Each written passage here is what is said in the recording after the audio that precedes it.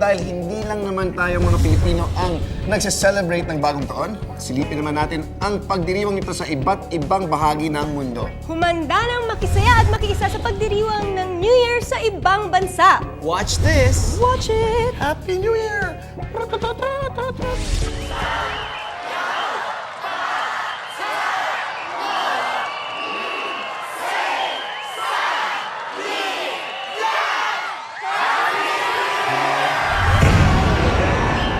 Sinalubong ng mga taga-Hong Kong ang bagong taon ng 8-minute pyrotechnic show sa Victoria Harbor.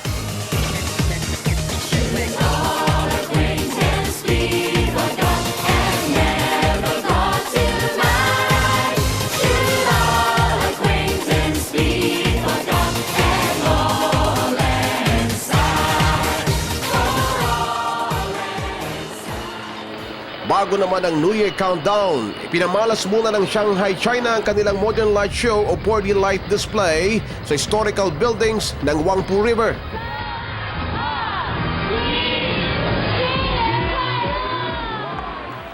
Naging sentro ng New Year's Eve celebration sa New Zealand ang fireworks display sa Sky City Tower.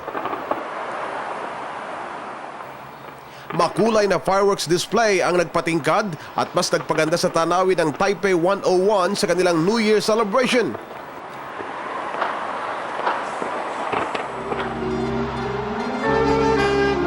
Hindi naman mahulugang karayom ang Times Square sa New York City para sa taunang ball drop. Makukulay na ilaw ang nagpaningning sa gabi ng Eiffel Tower sa pagsalubong sa bagong taon. Dinagsari ng libo-libong katao ang New Year countdown sa London kung saan ginanap ang Olympics 2012. Kasabay sa pagtunog ng Big Ben o Great Clock Tower ang pagsisimula ng fireworks display sa London Eye. To London.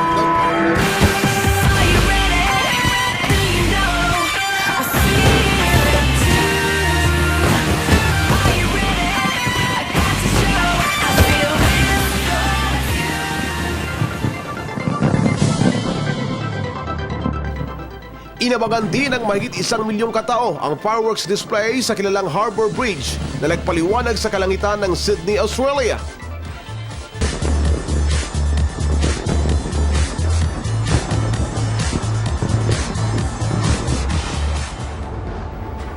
Isang nakamamanghang fireworks display naman ang isinagawa sa pinakamataas na gusali sa buong mundo, ang Burj Khalifa Tower na may taas na 829 feet. Ang fireworks display na nagpaliwanag sa Dubai ay sinabayan pa ng lake water show at live performance ng Philharmonic Orchestra.